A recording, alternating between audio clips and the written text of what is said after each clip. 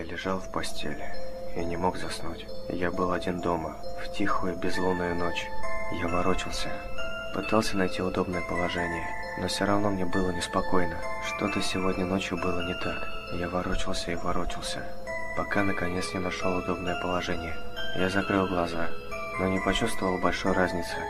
В комнате было и так слишком темно, чтобы увидеть хоть что-то.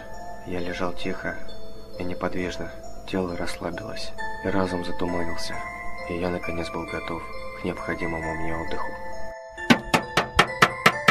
А вдруг тишина была нарушена.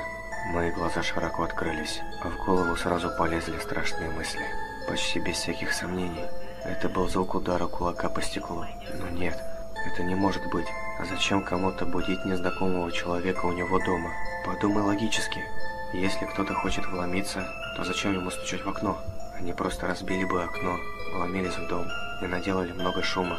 Либо пытались бы вести себя как можно тише. Зачем стучать? Монстров не существует.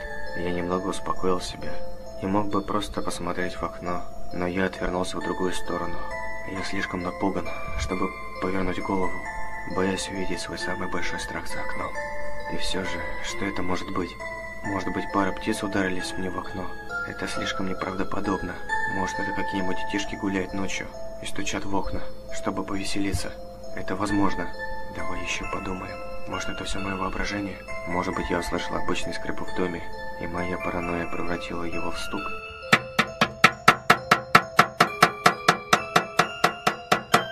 Нет, определенно это не мое воображение. Эти чертовы дети постоянно шалят. Они не сдадутся, пока не получат какой-то реакции. А может быть, какой-нибудь ужасный урод стоит на улице, который только и ждет, когда я выйду, чтобы напасть на меня. Не будь параноиком. Кроме того, он снаружи, а я внутри.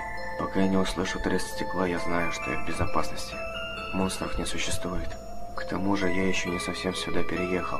Может быть, эти дети поймут, что я крепко сплю, и оставят меня в покое. Нет, это не могут быть дети. Ни один ребенок не будет так долго ждать, только ради того, чтобы разозлить кого-то. Им бы просто стало скучно, и они двинулись бы дальше. Но что это тогда? Почему серийный убийца из всех людей на свете выбрал именно меня? Подумай логически. Монстров не существует. Не будь параноиком. Они снаружи, я внутри. Пока я не услышу треск стекла, я в безопасности. Но если это не монстр и не убийца, тогда кто? Просто притворись, что крепко спишь, и может быть он уйдет. О боже, я не могу не думать об этом стуке. Я ненавижу этот непрекращающийся стук. Пожалуйста, уходи. Оставь меня в покое. Я теряю надежду. Кто бы это ни был, он собирается зайти внутрь и сделать со мной что-нибудь ужасное. Выдохни. Теперь сделай глубокий вдох. Я ощущаю, как сердце выскакивает у меня из груди. Просто расслабься. Монстров не существует. Помни, они снаружи, ты внутри. Пока не услышу треск стекла, я в безопасности. Повторяй это. Не позволяй страху победить себя. Просто делай вид, что спишь. Не шевелись.